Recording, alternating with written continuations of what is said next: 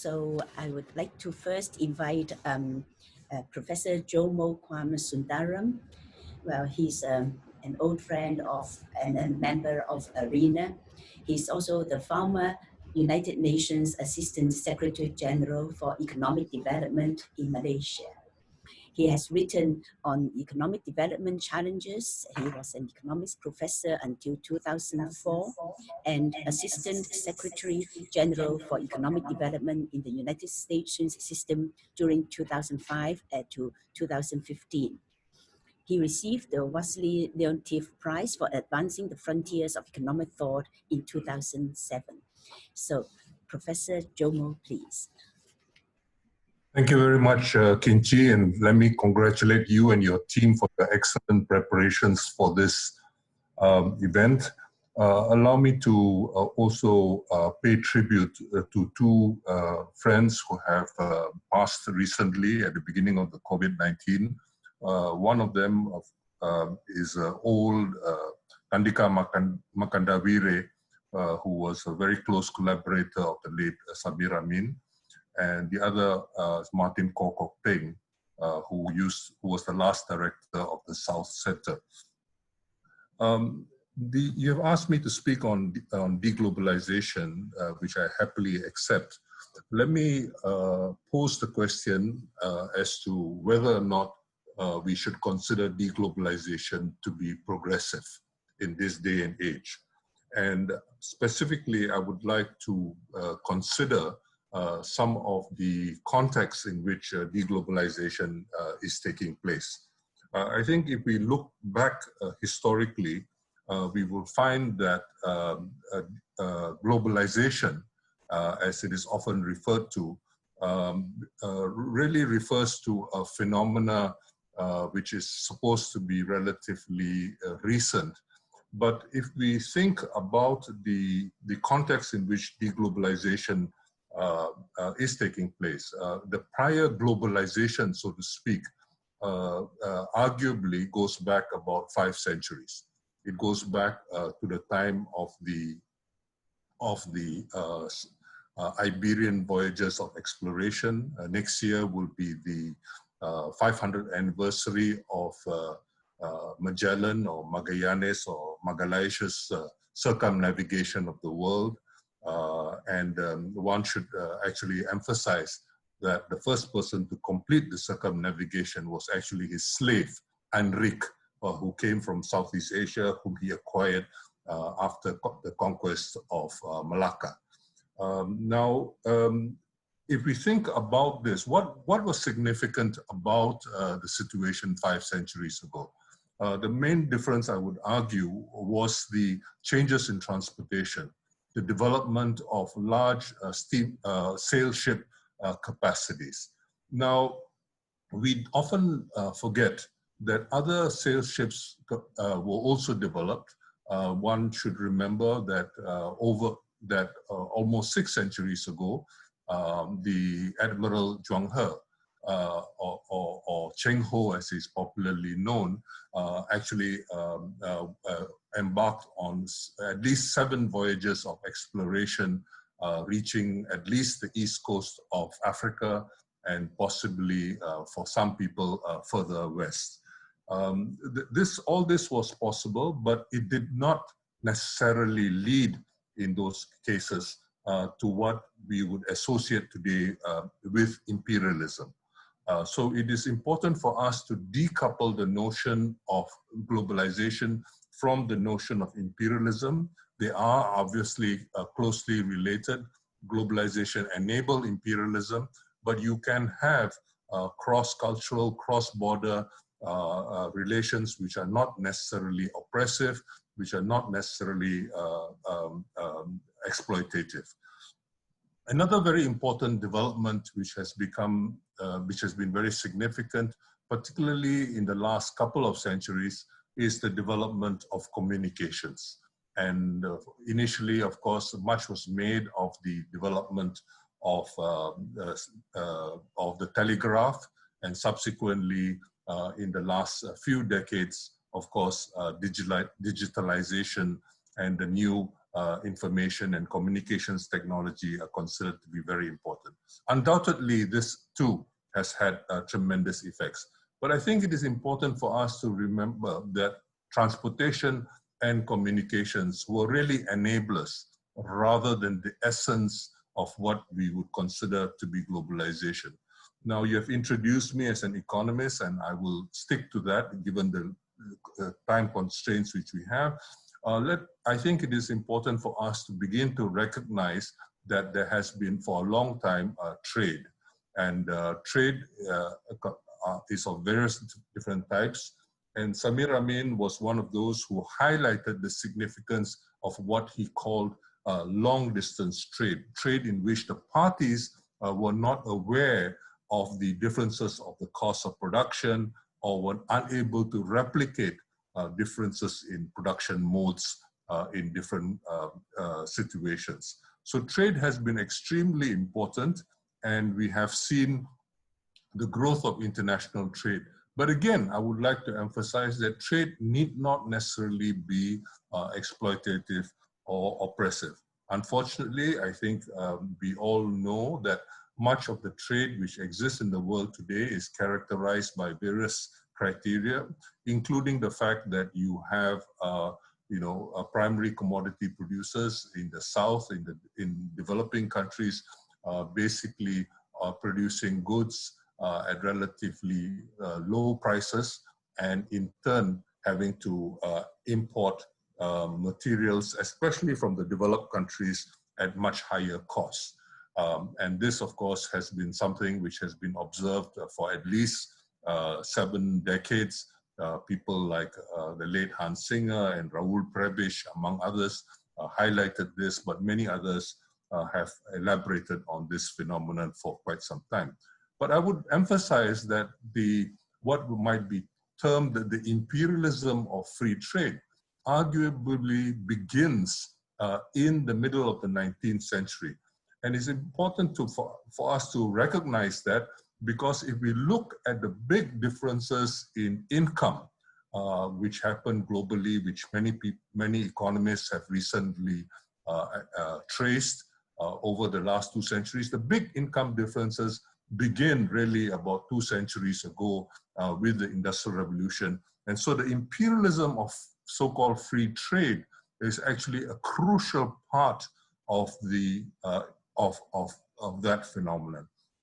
Also related to that, of course, is the importance of what we call investment and investment across borders. And in the recent period, of course, we know that there has been a great deal of emphasis on what are called global value chains or global supply chains.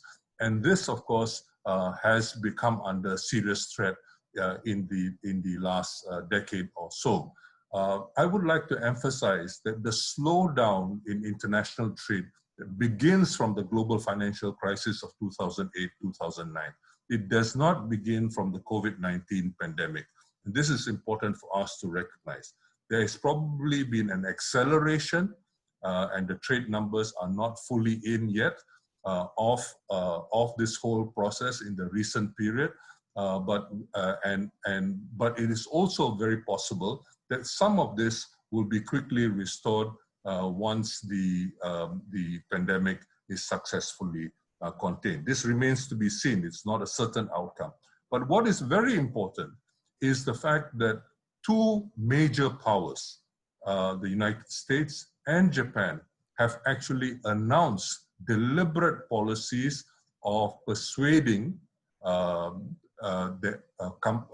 firms from their countries to onshore.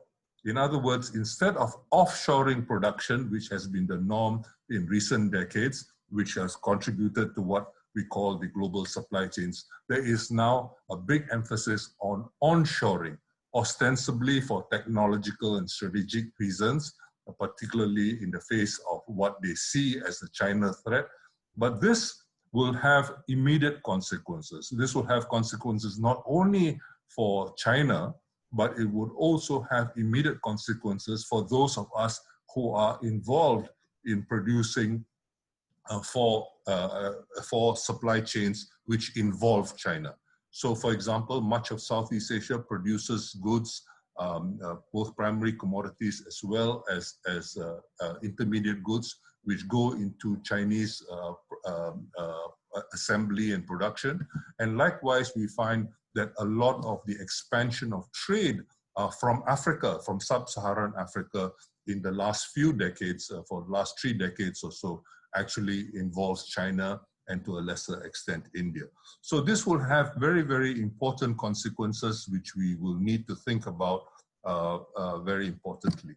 Now, ironically, the World Bank, under the leadership of a president who's been nominated by Donald Trump, has become increasingly irrelevant to much of this discussion. The last World Bank World Development Report, for instance, emphasizes the importance of reviving and expanding global value chains, almost oblivious to what has happened in recent times. Of course, they were responding to the slowdown in trade and expansion of global supply chains beginning from 2008, 2009, but it looks very, very silly for them to publish this report at the beginning of the global financial, the COVID-19 crisis. The other point I think which is important for us to consider is the role of capital. Many commentators have written about, debt being very important phenomenon for thousands of years, and the role of usury capital, if you will, or finance capital in an earlier period has long been well recognized. There has also been, very importantly, different modes of financing trade. And this has been important for many decades. If we think about the Iberian voyages of exploration, I referred earlier to the anniversary of Magellan's voyage. But even though Magellan was killed, and out of the 5 ships which Magellan was provided with by the Spanish king, only one, the smallest ship, managed to return to Spain. And yet, that ship that voyage was considered profitable. They made money on that, even though so many people died. 4 ships never made the journey, and so on and so forth. The smallest ship was enough to be profitable for the Spanish court. So it gives you a sense of how important trade was has been as part of the story of imperialism. And but the most important part, of course, is the phenomenon of what we often refer to as capitalist production. And this is a phenomenon which, of course, people like Karl Marx and others wrote about very significantly in the middle of the 19th century, and which we associate very much with contemporary capitalism. But let us know that for most of us in the South, unfree labor was very much the history of capitalism as was experienced in the South. Of course, everybody knows about slavery and the history of slavery, but very, very importantly, there was also an accompanying history of indentured labor, of other forms of unfree labor, which were actually globalized. If you think about what replaced slavery in the West, what replaced slavery, for example, in the Caribbean, it was indentured labor from India. If you think about the indentured labor which went to places such as Southeast Asia, as well as parts of Africa, they involve indentured labor from different parts of the world, including the Indian subcontinent, but also other parts of the world. So we need to begin to appreciate that the history of capitalism, although we like to think about the period of unfree labor as part of what Samir and others refer to as primary accumulation or primitive accumulation for some more old-fashioned people, it is actually a very important and very essential part of the history of capitalism, and continues to remain an essential part of contemporary capitalism. So one should recognize that what Marx and many Western Marxists have written about in terms of the history of capitalism in the West may actually be exceptional. And the emergence of many phenomena in the recent period, which suggests a less stable relationship between capital and labor, is actually very much part of this history. Now, moving on very quickly to the recent, I think it is generally acknowledged that many of the phenomena of contemporary capitalism were not really fully discussed by the 19th century thinkers. 20th century thinkers have grappled with it, but many of these phenomena have changed. For example, it is very tempting for many people to think about the COVID-19 crisis as a crisis involving a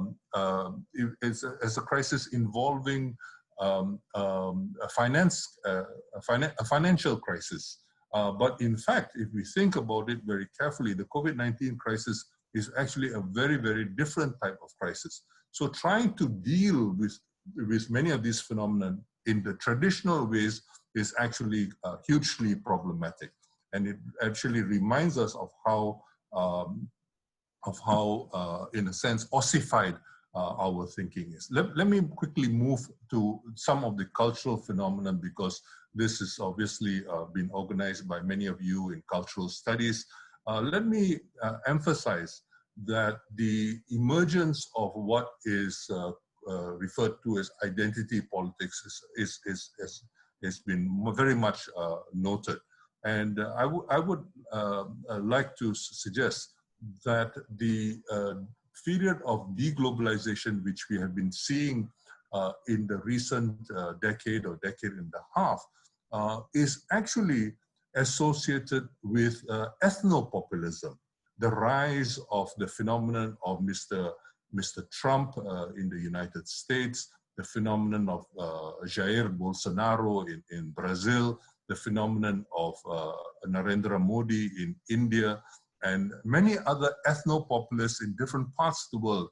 I need not comment on what is happening in Europe, and this is all well known. So ethnopopulists often espouse an ethno-nationalist discourse. It is exclusionary, but nonetheless, there is undoubtedly an ethno-nationalist element in this discourse. And this is very important for us to recognize and to come to terms with. There is nothing which is automatically progressive about deglobalization, in my view. Teju, who spoke earlier, for example, if I'm not mistaken, her early work was on the Telangana peasants' struggle in resistance in the early 1950s. But today, Telangana and what is happening with farmers in Telangana is very, very sad. The number of farmer suicides, for example, which have been associated with Telangana is very different. So what you talked about, Kinchi, earlier, about the culture of despair in dealing with contemporary phenomena is extremely important, and this has been recognized in the recent book by Anne Case and her husband, Angus Deaton, in the United States as well, where many people have been taking to opioids and so on and so forth. So just to conclude, I would like to suggest that we should see both globalization and deglobalization, however broadly defined, as actually very, very important contradictory phenomenon of our times, but not to associate deglobalization as something intrinsically progressive. And not to celebrate it as such. Some people in the audience might see, for example, deglobalization or delinking for some others as necessarily progressive. There's very little reason to presume that. And at a time when international solidarity is so much needed, especially in dealing with COVID-19 and the need to have global international solidarity to deal with contagion and to learn from one another. The fact that many of people outside of East Asia are having so many problems dealing with COVID-19 is precisely because they look to the West instead of looking to East Asia from the successful efforts to contain COVID-19 so far, at least, in much of East Asia, including poor countries like Vietnam or Kerala state in Southwest India, and so on and so forth. So I think it's very important for us to recognize that we are dealing with very contradictory and problematic phenomena, and to recognize the potential, but to recognize its limitations. And for those of us who have been around for some time, to begin to see how to deal with many of these challenges much more progressively. Thank you very much, Kinchi, for this opportunity to talk to all of you. Thank you, Jomo, for this very succinct presentation of your ideas. Actually, we will be putting more of the writings of the speakers on the reader of the Global University website. And actually, some time ago, I also did an interview with Jomo on his life and thought. So please go to those resources to have a more detailed understanding of what Jomo is speaking of. And of course, the whole idea of delinking and globalization, then that is a whole field where we could go into. So now I would like to invite Professor MUSHAKOJI, who is a very, very dear friend, and he's the former Vice-Rector of the United Nations University in Japan, and he's also the Vice Chairperson of IMADA, that is the International Movement Against All Forms of Discrimination and Racism, the RED Network, that is the Radical Ecological Democracy Network, the Central Japan Education for Sustainable Development, and the regional, with the Regional Center of Expertise. And I have been very honored to be co-chairing the co-chairing arena with MUSHAKOJI-san for many years, back in the 1990s. And now, Musha, please.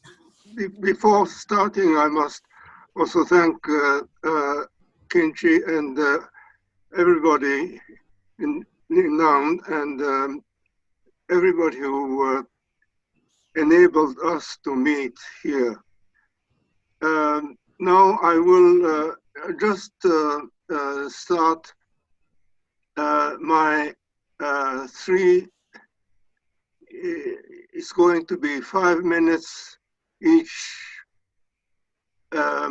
So the first thing I'd like to say is that we are going from a global 1 to a global 2, and it is the global 1 started with the 14th century pest,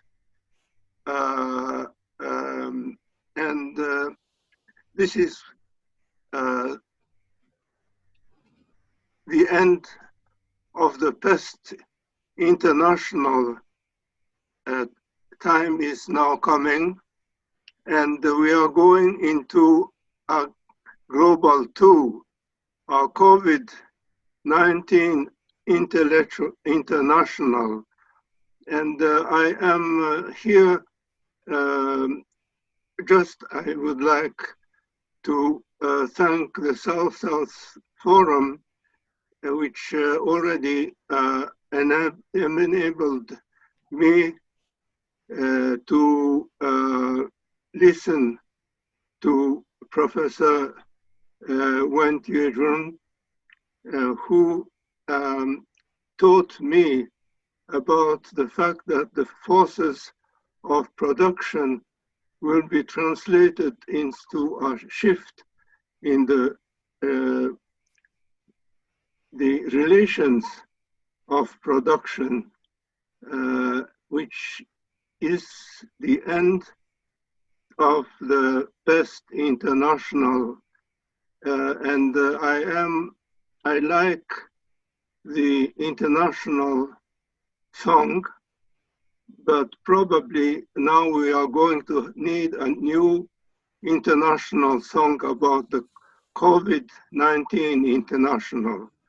And this is where I'm just talking, I will not go into further into this part, and please change the PowerPoint to the second one, please. Yes, it is, the shift is, actually I am simplifying things, and this is just to make my story more interesting that I'm doing so. There are the real analysis was already done by Jomo, whom I was very happy to see again here. But what I would like to say is that the pest killed 1/3 of the European population. And this was at least one reason why in Europe they started capitalism with a capital intensive modernization, and that was the Capital International. And we hoped that this capital intensive process would lead to a situation as proposed in the international. But now with I will not go into details, but I would like just to mention that now I am convinced by Professor Wen that there is going to be a change in the interrelations of production based on the strengthening and financial casino rich poor gap globalization. And now I hope that we are going into a next phase, which is going to be a global bazaar economy based on accelerated monetary flow rather than just capital accumulation. And this is where the Silk Road will become a model region. And this is where Chairman Xi Jinping proposal of one belt, one road is very important because it is a way to go back to the global bazaar situation of the Great Silk Road. And about the Silk Road, I have attached a declaration by Uzbekistan. I will not go into it directly, but I would like just try to tell you that the Uzbekistan is one typical bazaar economy within the long trade road of the Great Silk Road. And this is where I am trying to come to the third. Could you change here to the third and last yes, this is here.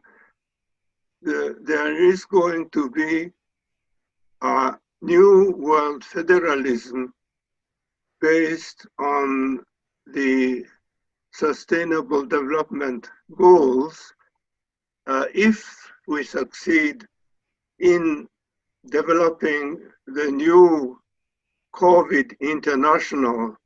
And the song is not yet prepared, but I'm sure that there are many people who are starting to think in their mind a new international which will be based on the Silk Road tradition, where the caravan are distancing, the linking between different cities.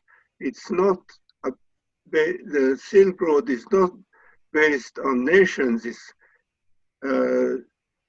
on cities. And this is where I am interested in what is there. And this is where I would like you to follow the idea of radical ecological democracy. I'm sorry to realize that Ashish Kotari is not participating in the South-South Forum, but he was the initiator of this radical ecological democracy. And the point I'm interested in is that the radical ecological democracy is going to be developed with a new forces of production. The relationship in the new forces of production, there will be not a capital accumulation, but rather fluctuation of monetary fluctuation, which enables the interaction between the different bazaars. And this is where I am working on the basis of a concept which I borrowed from Harlan Cleveland, who was the president of Hawaii University and was also NATO ambassador for the United States. And he proposed the concept of global bazaar. And the global bazaar for him was the global bazaar started by American women. The American men are accumulating capital, but the American women are going to buy various things, and this will create a multicultural mixture. And this is where global bazaar was not really based on the Silk Road, but I am trying to relate them together. And this is where I am trying to first assume that we need to have the identity communities of different bazaars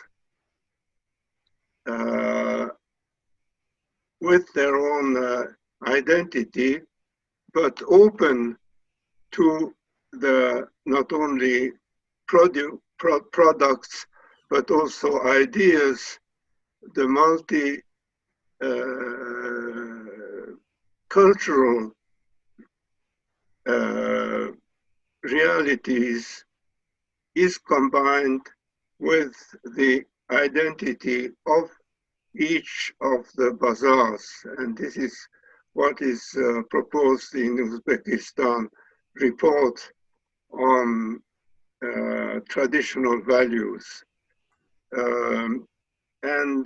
What I am interested in is to have the bioregionalism, the radical ecological democracy with their own identity, local identities, but with also a combination of it's where the identity communities should be open to subsidiarity and to have the nation states and then the United Nations, a world federalism which is based on eco or bioregionalism. That is very important, and this is actually related to the second idea, which is related to the idea I just mentioned about from Harlan Cleveland. The idea is of Harlan Cleveland can be applied if we have a global bazaar, network of global bazaars. And this is where the SNS has to be cleaned from hate criminal inputs first. And if it can be cleaned by, from hate criminal inputs, the SNS can become a network of global bazaars where multicultural groups negotiate on separate issues like they do in the Silk Road bazaars. This is the new, and this is going to be the new World Citizen Assembly. The Citizen Assembly will not gather together, it will be a link of bazaars. And this is where the third point I'd like to make is that it is important and necessary to surmount the war on terror, terrorizing the state, making the state a terrorist state. And we have to eliminate the Westphalian state's right to kill legally. And this is exactly what the movement of Black Lives movement symbolizes, the fact that there is non-killing state necessary. And the present Westphalian state is, as Max Weber mentioned, it is that the state and the king are the ones who decide what is true, what is the true religion, what is the true ideology, and but they are also having the monopoly of the legitimate monopoly over the right to kill legally. The state can kill legally in terms of military but also in terms of police activities.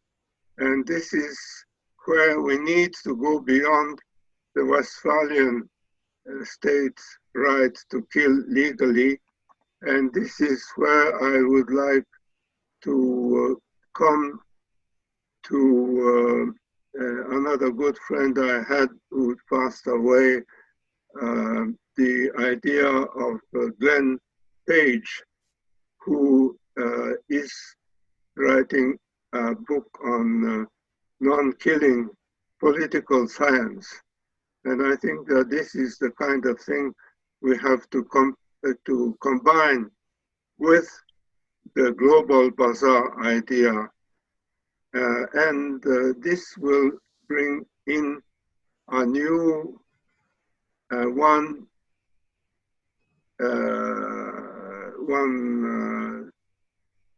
belt and one road situation.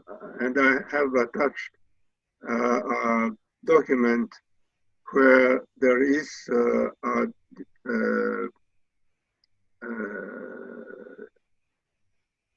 description of the bazaar ethics as presented by Uzbekistan.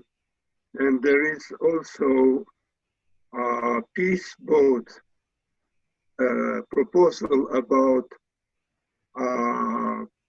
future not of an open and free Pacific and Indian Ocean, but rather a peaceful ocean of peace. And this should also include the Atlantic. And so that the Atlantic, the Indian Ocean, and the Pacific Ocean should become all oceans of peace. And this is how I hope we are going into a new international, which we have not yet the song composed, but the idea is already there. Thank you. This is what I wanted to mention. Well, thank you very much, Musha. And before I invite Professor Huang Ping, I would like to just say hello to Isabel Monal. You see on the screen Vitaliana. That is the mobile phone of her niece. And Isabel Monal is from Cuba, and then she has overcome a lot of technical barriers in order to be able to join this conference. And we will be hearing from Isabel on the third day in the closing session. Isabel is a philosopher and a cultural activist. Thank you, Isabel, for joining us. So now I would like to invite Huang Ping to talk to us. Professor Huang Ping is currently the director of Chinese Institute of Hong Kong. He was a senior research professor and the director general of the Institute of European Studies and the Institute of American Studies under the Chinese Academy of Social Sciences in Beijing. Professor Huang was also the vice president of the International Social Science Council, vice president of the International Institute of Sociology, and vice chairman in the management of social transformation under UNESCO and MOST. He has published books and papers in social development, labor migration, modernity, and globalization. And Professor Huang will be coming to Hong Kong, so we will be meeting with you for a meal in the next 2 weeks. So Professor Huang, please. Thanks to this new technology, I tried, but successfully. Therefore, I will be having this opportunity to share some of my thinking on the problem of globalization, deglobalization, etc. So within the next 10-15 minutes, when the time is about over, Kinchi, please remind me. I would like to basically have the three main parts or points with you, if I have time. First, about the globalization. Second, about this pandemic, COVID-19 challenge, new uncertainty. And third, if I still have time, about the community's regeneration. Back to the problem of globalization, or challenge of globalization.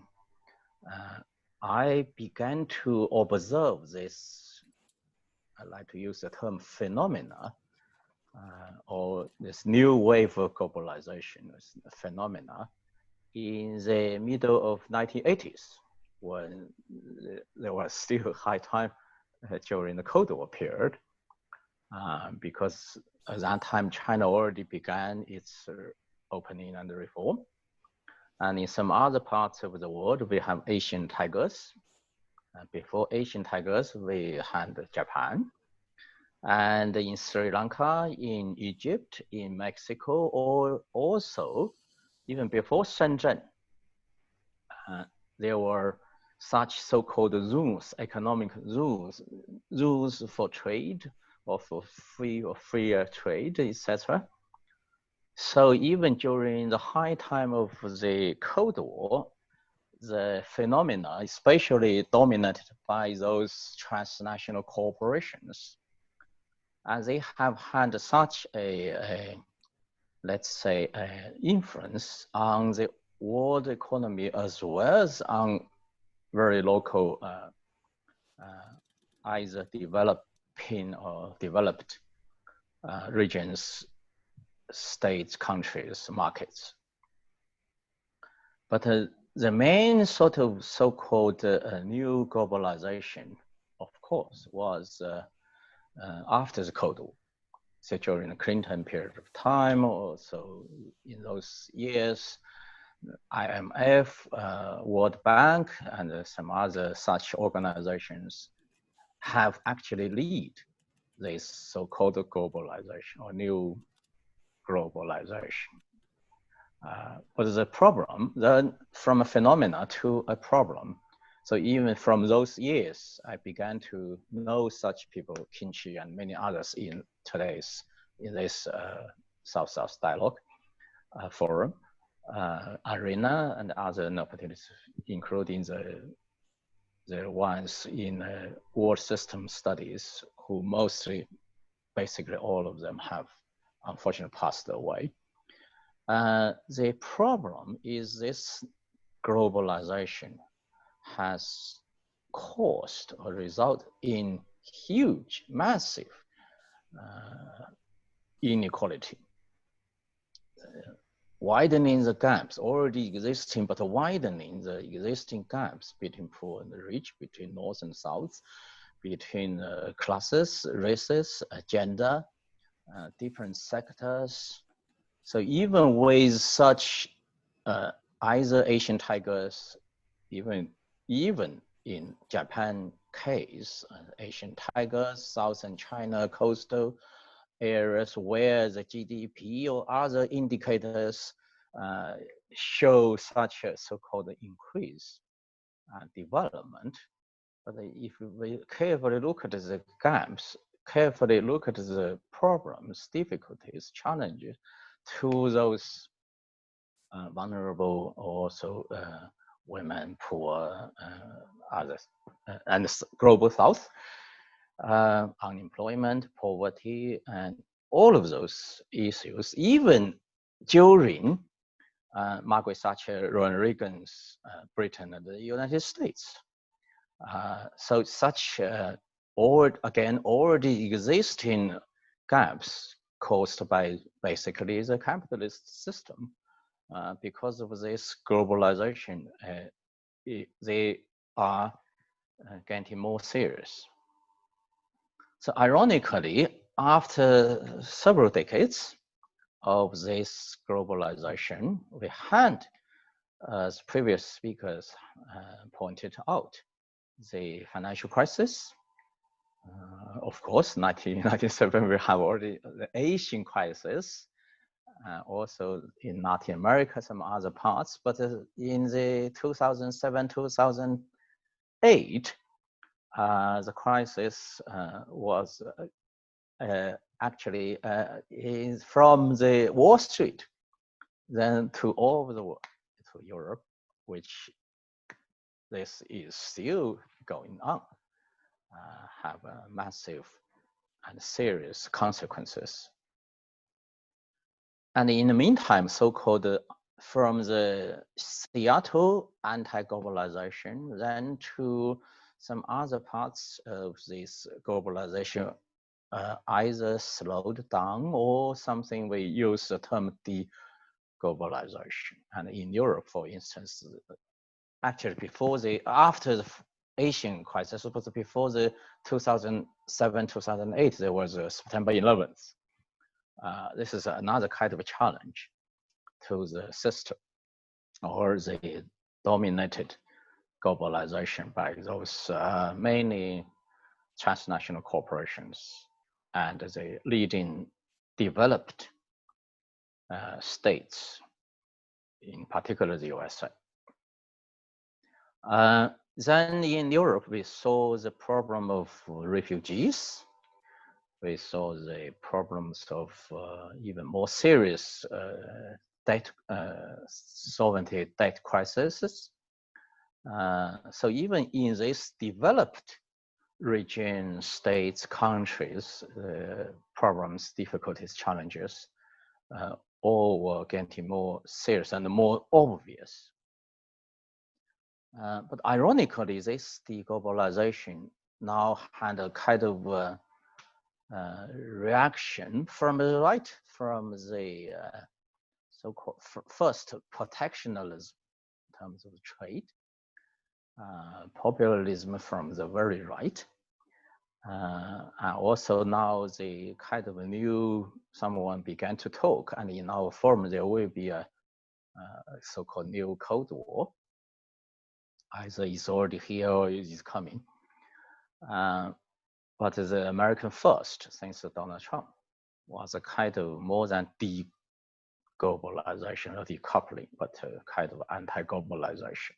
So it's very ironic and paradoxically, for those either regions or countries, in particular case China, on the one side, of course, by joining in the WTO and many other means from Chinese side, our reform and opening brings about rapid development, even never has in human history, not only in terms of poverty reduction, not only in terms of living standard, not only in terms of the GDP, such indicators.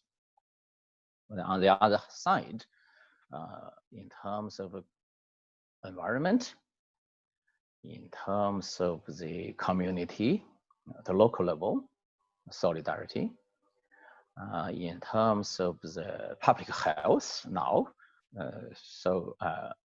never has been before if we forget the first one during the First World War period. But this time, from epidemic to pandemic, is such a short period of time in terms of weeks, months, all over the world, each country, no exception. And the number, if you look at this, we are still at the high time of this pandemic. I realize my time is over. So finally, I would rather argue the more challenges, problems, difficulties, especially this time, this pandemic, COVID-19, the more, if not real opportunities yet, but the more need for such an opportunities to establish, to re-establish, or to at least to think and rethink the possibility of establishing or re-establishing the global, not only global south, but maybe from the global south, kind of global community with new, inclusive, very inclusive international or global network, connectivity, interdependence, but not in that type of globalization, that one in name of free trade, free flow of goods, capital,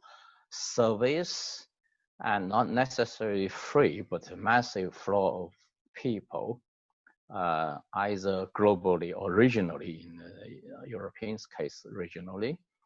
But in order to deal with, cope with these new uncertainties, I may not be so optimistic.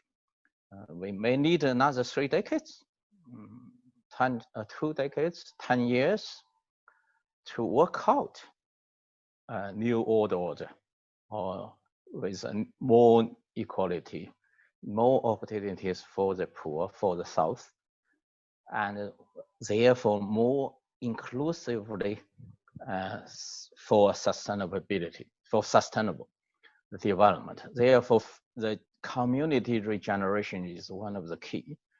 And my previous years in the rural, especially mountainous, remote, minority communities, my experiences as well as my research shows how important for this kind of community rebuilding or regeneration. 3 key points. First, new identity or shared identity with this new vision. Therefore, new type of security, including this kind of, you can see visible public health security when the pandemic comes, or something more invisible, but really substantial there for community members with this shared identity. Then you have this security. Finally, therefore, we can develop to such a new solidarity for the whole, for the future, and for sustainable, not only human beings, but humans and the nature. Is my time over, Kinchi? You still have 2 yes. 2 more minutes. 2 more minutes. So finally, I would back to this pandemic challenge. You see how serious on the one side, but how problematic for countries, states, governments to really work together.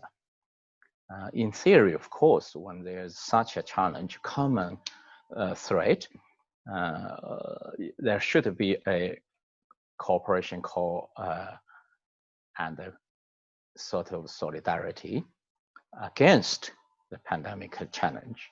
But in reality, it's far from that. Reasonably, people's first response to pandemic or other types of challenges, threat, is self-protection. But when you realize you cannot survive, you cannot protect yourself by yourself, you need to work with others. You need to go beyond even existing systems. I do not think the existing system, even the UN, is enough, because the system, international, system, not to speak as a nation state, Westphalia.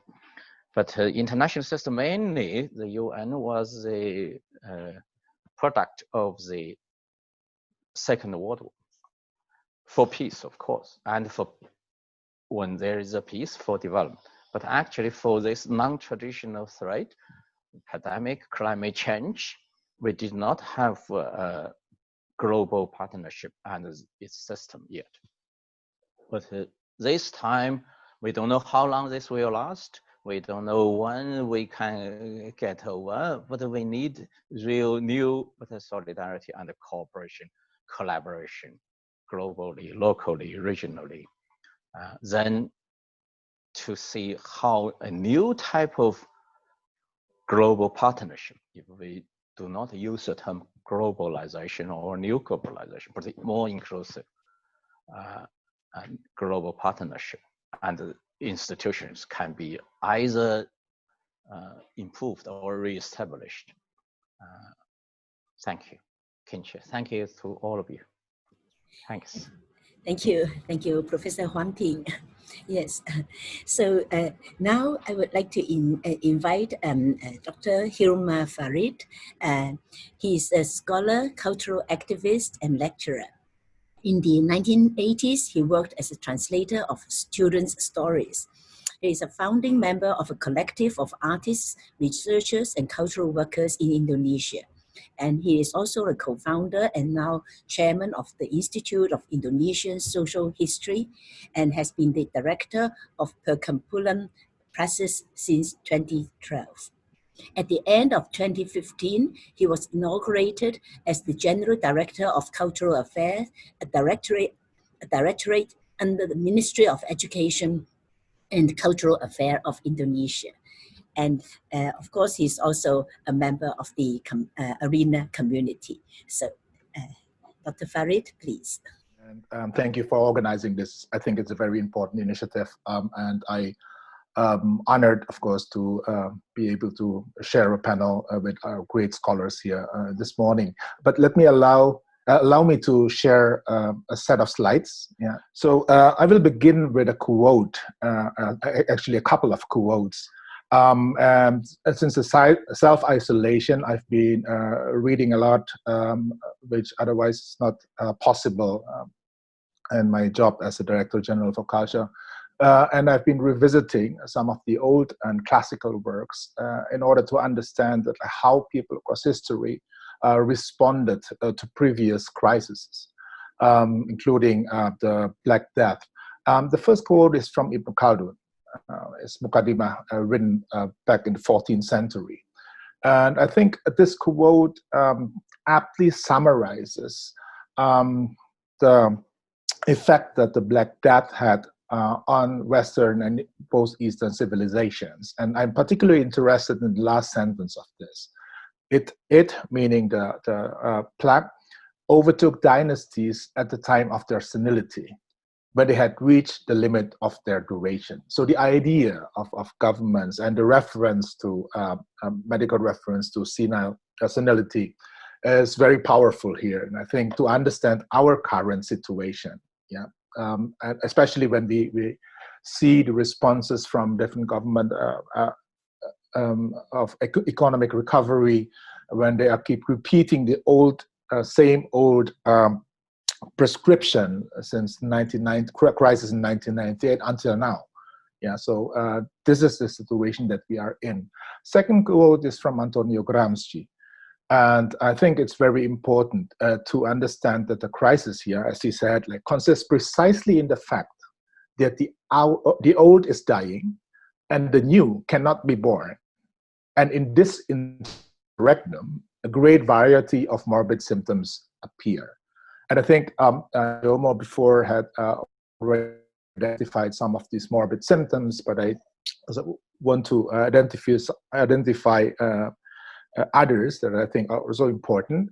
Open political violence is very clear. India, Nigeria, and I think hard-hit governments in the region weakened by the virus also created opportunities for sectarian militants. And there is this program called COVID-19 Disorder Tracker, also already recorded 1,800 violent incidents since January.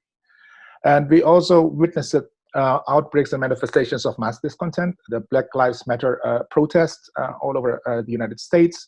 And it's interesting how people in Europe responded to that. They target symbols of colonialism. Serbia, the last 2 days have been wrecked by protest movements as well, which culminates in the crisis of authority. And every time you have a crisis of authority, then domination will step forward, and you will see more violence, state violence, directed against these protesters. Another symptom is the popular support of extreme political positions and their leaders. You have already mentioned far-right groups in Europe, Islamic populism in Indonesia and Southeast Asia, and also the depletion of strong institutions. Yeah. just like 2 days ago, I think the US has announced its withdrawal from the WHO, which I think also will affect global cooperation against COVID. So all these institutions are in crisis. And I will argue or propose alternatives organized around the idea of keselamatan. It comes from the Arabic verb salama, which means safety, integrity, peace. It encapsulates all these. And around the food and health. And I think these are two basic conditions that are particularly now exposed by the crisis now. And the UN has already warned against a global food emergency because of the border restrictions, lockdowns that affected the supply chain, the increasing unemployment rate, also the implications of the crisis on our income. And to put it short, COVID exposes the unsustainability of our livelihood system, including health. Of course, governments have allocated social protection, stimulus packages, including government procurements of food supplies, public distribution, all important measures, but insufficient. And I think it's important to note that local organizations have been playing a very important role in the implementation of government programs. In Indonesia, it's very clear. All these government handouts are distributed through local organizations, so community-based organizations. Another thing that we need to do is the transformation of the health system. Not only focusing on data information or public investment, but also community-oriented healthcare. And I would also bring the role of local and traditional knowledge into the discussion. A white paper by the government of China claims that 92% of COVID cases have been treated with it. Of course, it's debatable, but I think still the idea that local and traditional knowledge when it comes to health is important, I think is very important to consider. And this is another quote, because there is a question about what we speakers think about the left and progressive in the situation. So this is a quote, I read, "After coronavirus, nothing less than a revolution in rural sustainable development can prevent another crisis." And this is not a person who has been involved in agrarian justice movement or rural organizations or peasant leader, but it is actually a banker, Shanu Hinduja. She wrote this on the page of the World Economic Forum, which is highly interesting. If we talk about the senility of the system, and that amidst these established organizations and institutions, there are new thinking also arise. And these are particularly, I think, driven by the situation that we are in. So what I would suggest is to think afresh and to bear in mind the humbling effect of COVID-19. It reminds us that of our ultimate contingency as human beings. So of course, the call then is to unite, build new alliances across class, caste, race, gender, etc., around the idea of keselamatan.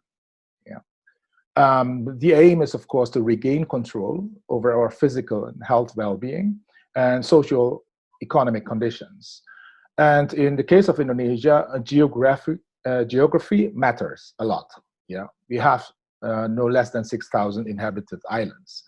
And it is interesting to note that the virus actually needed several months to travel across the archipelago. And more than 100 out of 514 districts considered COVID-free in May. So in the eastern part, the virus is even contained by the geographical spread because it consists of islands separated from each other. And so geography really matters. If we want to discuss globalization, deglobalization, of course, we really have to take geographically seriously, to think in spatial terms as well as in social terms. The use of digital technology, of course, in community organizing across geographical spread is very important, as we are actually doing it right now. And because many ideas that previously have been considered ideal have now become real. For example, community-based planning. Back in the, like 20 years ago, I was involved in cooperative movements, trying to link up, trying to bridge the rural-urban divide. It was extremely difficult, but now, since many of us, I think,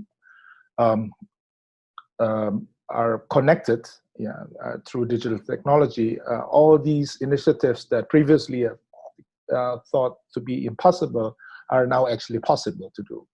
And last, I would return to an old slogan: to be realistic, demand the impossible.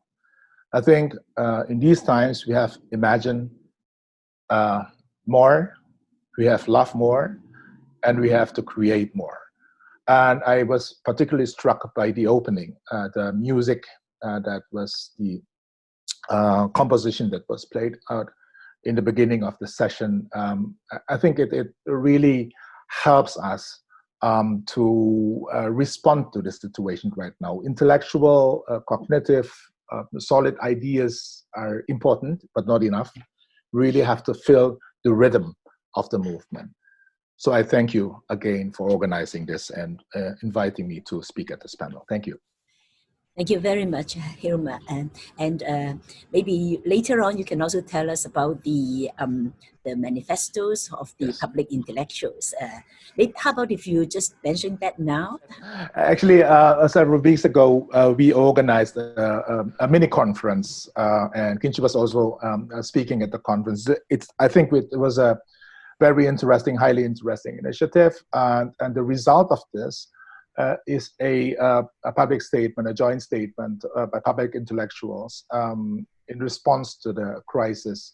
Some of the ideas which are reflected in my presentation just now, but I can happily share the statement with you, with the participants here, for your perusal. Should you have ideas that we can add to that to make it even more solid, then it is most welcome. Thank you. So, thank you. So now, well, we are going to move across to the other side of the globe, and we are going to move to Mexico. So with Professor Ana Esther CECEÑA, who is from Mexico, I think it is 10 p.m. your time. So thank you for joining us at such a late hour.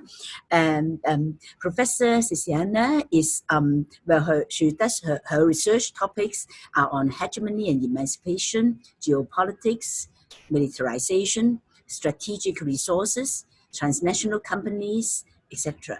She is the director of the Chiapas magazine from 1994 to 2004, and she is the member of the group Polarization Project, coordinated by Emmanuel Wallerstein from during 2006 to 2015. So, Professor CECEñA, please. Well, good night and good day, I don't know.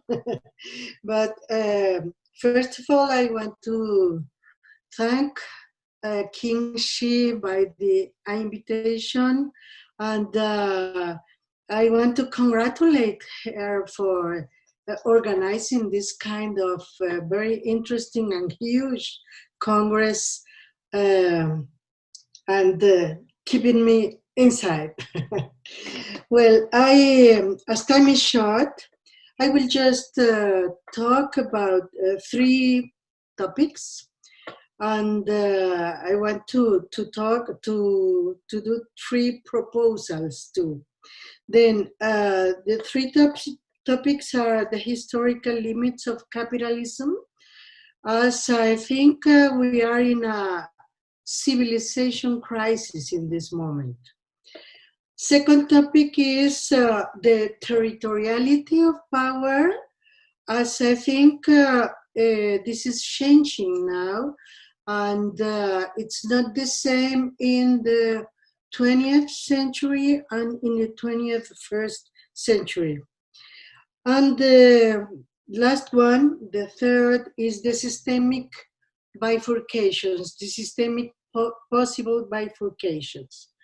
Then I will share, I will help myself sharing well, the first topic then. All life systems have historic boundaries. The historic coherence of this system, which acted as a center of gravity, takes shape and dissipates as the system reaches its conditions and limits of possibility. This process occurs as unfolding events support either its viability or its unsustainability.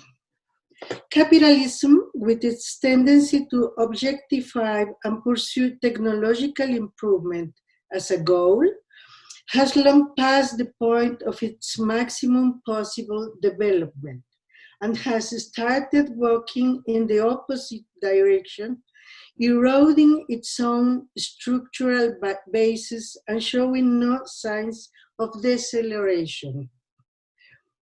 The overachieving technology development has generated an overshoot phenomenon in all fields. It was in the 1970s when the system reached a state of ecological overshoot, which means the tipping point where humans consume resources and impact nature at a faster rate than nature can regenerate itself. Ever since, the ecological balance was broken. The more technology intervenes to control nature, the more it destroys it. This stage of overconsumption has been growing, and nowadays it represents slightly more than 150% of the biosphere's regenerative capacity.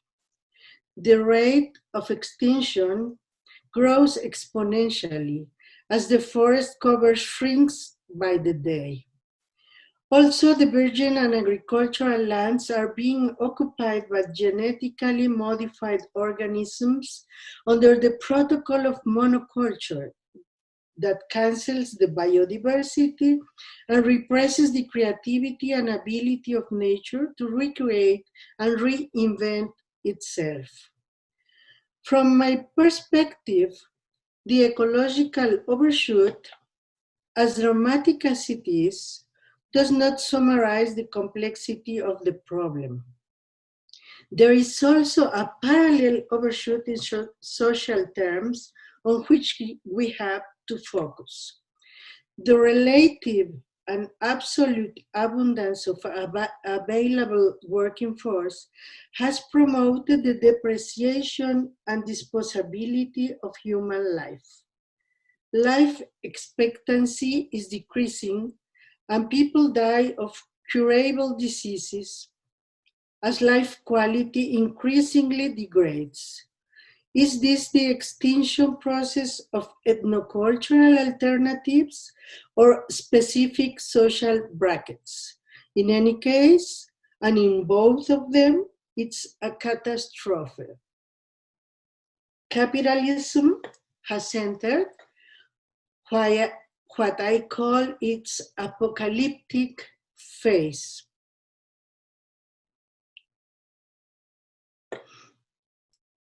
Then, second point, the territoriality of power. Capitalism's power is organized in two main ways.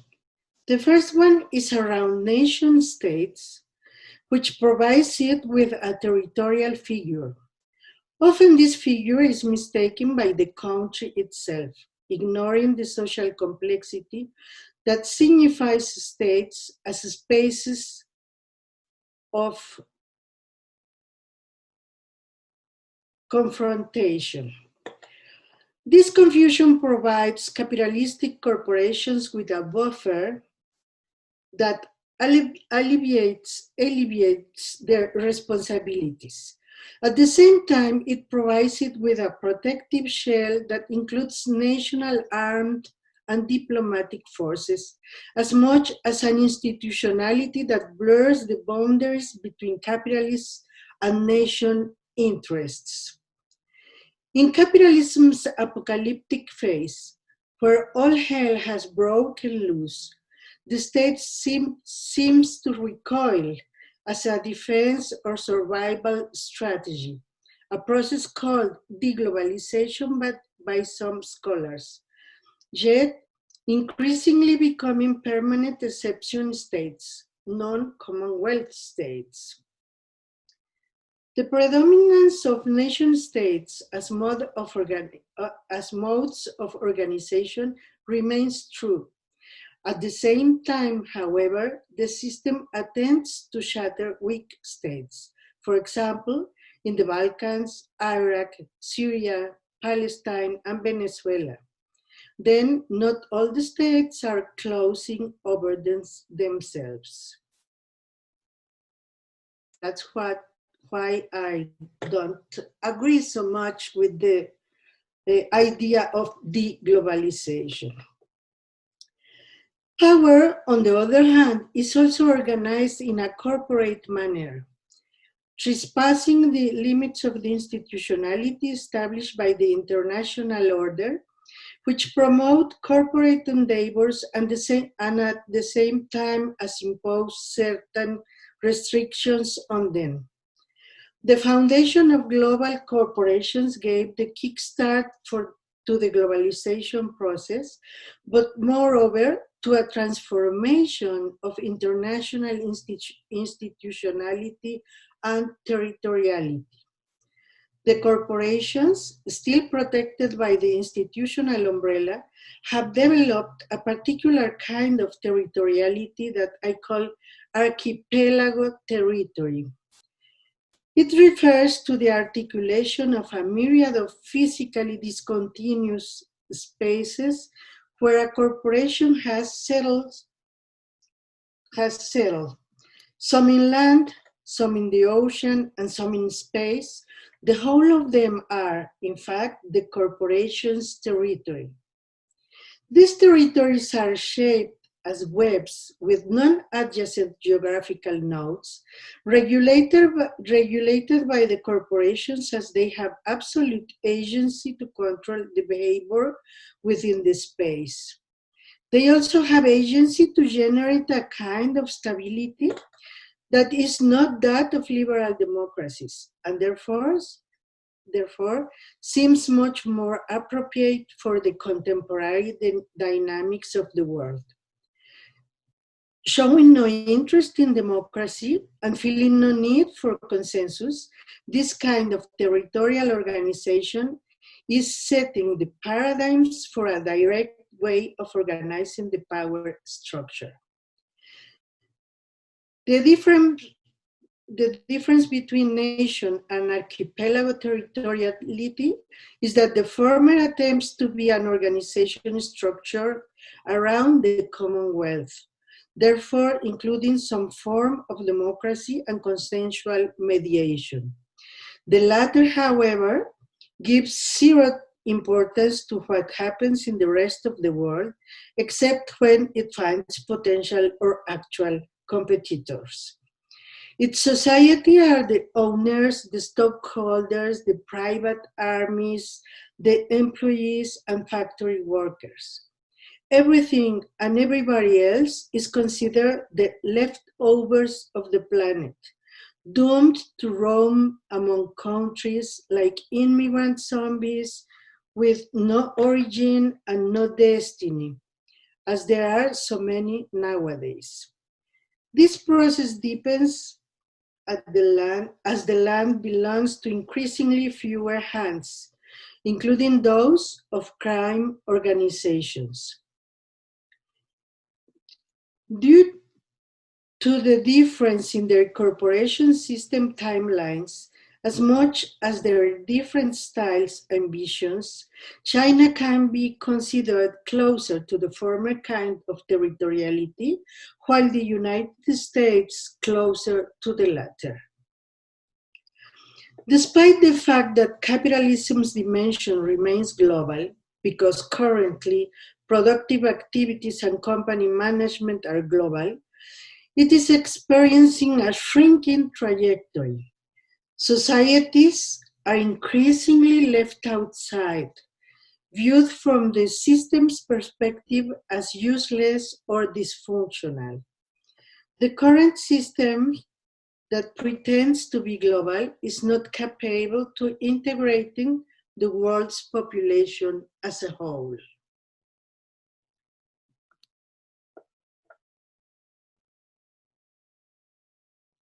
And my third point is the systemic bifurcations. To be left outside does not mean to be left alone in freedom. It means to remain under a regime that is strongly disciplinarian and that does not contemplate or value the consensus. Nevertheless, it's also the environment where reproduction has to be reinvented. In the Immanuel Wallerstein's research team, we understand capitalism as a complex organizational system surrounding a nucleus of coherence that has lost meaning over time. Moreover, it is because of this loss of meaning that the system is currently dissipating, therefore needing more disciplinary control. In parallel, other nuclei of coherence and other world visions gain gravity, pointing towards the formation of a system that moves away from the predominant one as an offshoot of it. This is what we call a bifurcation, and they become certainly visible as capitalism moves forward in this process of systemic incoherence. Some of the paths these bifurcations open lead to somber possibilities, which have a highly destructive centripetal force. Systems that are based in discipline and an overreaching control of life. Other paths are promising, offering open horizons that privilege the development of life in freedom. In any case, this is a historical process that occurs simultaneously in many corners of the planet and calls for epistemic diversity. Authoritarian systems that create their own materiality, territoriality, and institutionality, the drug lords' territories, for example, represent an alternative for many who have been evicted or discarded by the capitalistic society. The reconstruction of the social tissue in a communitarian manner is a learning exercise that involves long-term knowledge, revalues the experience of millennia at the same time that it creates new identities, new ways of solving and promoting life and communal organization. Moreover, it is the process of constitution of new subjects. This reconstruction comes from a critique of modern capitalism and colonialism, and has been strongly stimulated by the coronavirus pandemic, as it revealed the unsustainability of capitalism right before our eyes. Capitalism, the way of life as we know it, is certainly leading us to a collective suicide. Will we follow it until the end? Or we will dare to jump into the promissory unknown? Who knows? Thank you. So Dr. Firoze MANJI is the director of the Pan-African Baraza and initiative of ThoughtWorks. He is the founder and former editor-in-chief of Pambasuka News and also Pambasuka Press. And he's also the founder and former executive director of Fahamu, a networks for social justice. He formerly worked as head of Codesria's Center for Documentation, Information and Communication, and the chief executive of the Aga Khan Foundation UK, as well as the regional health representative for IDRC. He has published widely, and his recent publications include African Awakenings, The Emerging Revolutions. Currently, he's also publishing a lot through the Daraja Press. So, Firoze, over to you. Thank you, Kimchi. I hope you can hear me all right. Yeah, thank you very much for inviting me to be part of this. And I'm sorry that I've missed the previous meetings you've had in Hong Kong, but let us see, maybe in the future we'll be able to be there. What I'm going to be talking about is really not so much the end of globalization, but looking at globalization in different ways. Three major points I'd like to make. And a lot of this is based not only on looking at the nature of capital, but also you know, based on some 100 interviews that I've carried out in the last 6 weeks, where people have talked about their experience of organizing in the time of COVID, and in a situation where, as Anna has just pointed out, the pandemic is revealing aspects of capital which we have not always been clear about. My first point out, I mean, I think as sort of context for this, I think we have to acknowledge that capital has always been from its origins global. It is formed through the acts of genocide, looting, slavery, enslavement, and so on. And albeit today it may be in a different form, but its intensity, the intensity of concentration of capital, the centralization of capital, and the financialization of capital is probably unprecedented. I think this is a point that Samir Amin made very forcefully in his writings. And since the foundation of capitalism, what it gave birth to is democracy, but democracy was an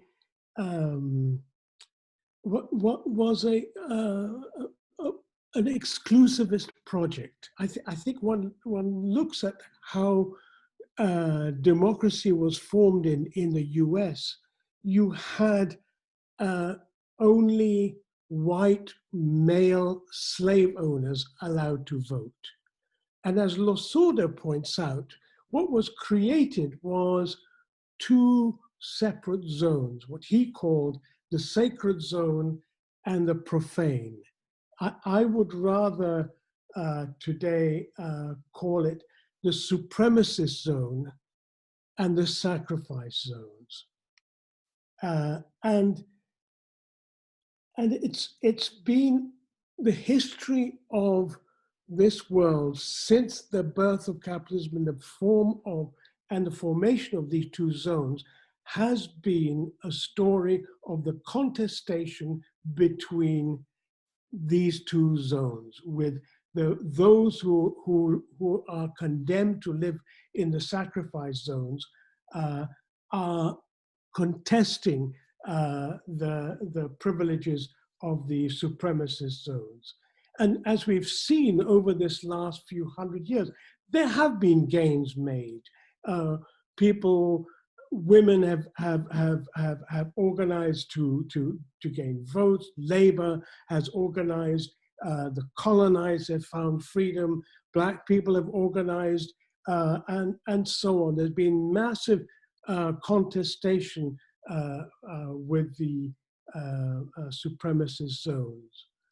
But with the emergence in the late 1970s and early 80s of neoliberalism, capital has increasingly sought to redefine the supremacist zones and to throw out as many as it can people into the sacrifice zones. So we see this new globalization is a process of creating new forms of supremacist, of the supremacist zones, whereas former it was only the privileged white.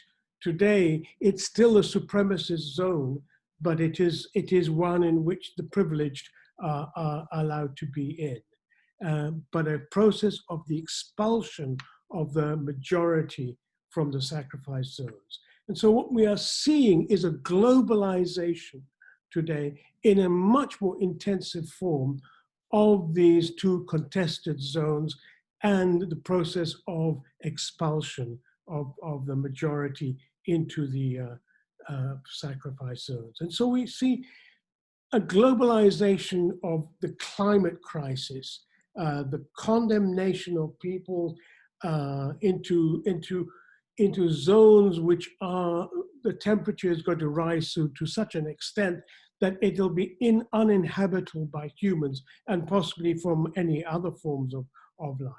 We see the burning of forests, the deforestation occurring, and the building of even cities for the few. If you look in Lagos, just outside Lagos, they've built this huge city, which has only one pathway for the servants to get in and out.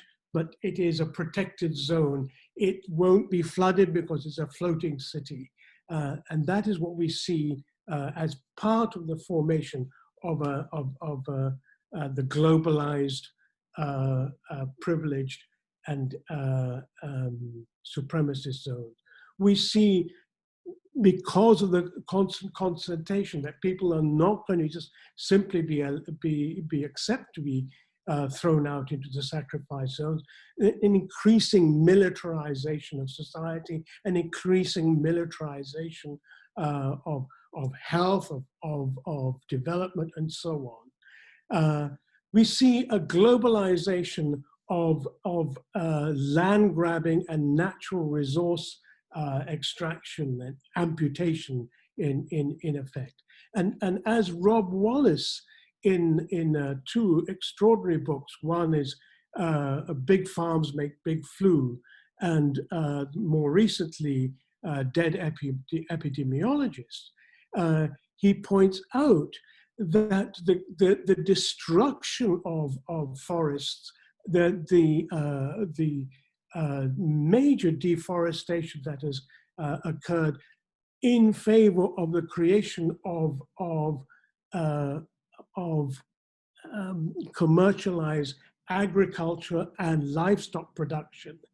What this has led to has been the creation of environments, because deforestation, forests provide an ecologically balanced zone. By knocking these forests down, you create exactly the conditions for the development of viruses which are zoonotic, who transfer from the animal kingdom to to humans. And so we see Ebola, H1N1, all these different viruses that have taken place in COVID-19, only the latest. The fact is that we can anticipate further pandemics occurring of the same scale as we have today with COVID-19. So we are seeing a globalization then of a virus has a direct relationship to the development of corporate commercialization of food production, and it's by a very few small number of transnational corporations. What we see is the re-emergence globally of supremacist zones. We see the Hinduva supremacy in India. We see Philippines. We see the Myanmar. We see Saudi Arabia. We see Brazil. We see regimes in Eastern Europe. These are the new supremacist zones, which in the past were the white supremacist zones. These are still part of that thinking. And basically, the earth is being just sold off to and just destroyed in the interest of capital. But concurrently, what we see is the globalization of peasant and small farmer movements, of food sovereignty, of indigenous movements, uprising and contesting from outside so from within the sacrifice zones against the ideology of the supremacist zones. What we see is a globalization of discontent and the emergence, in a sense, an emergence of the politics of love and rebellion. People say, well, you know, we are facing an apocalyptic situation. Anna made use of that same phrase.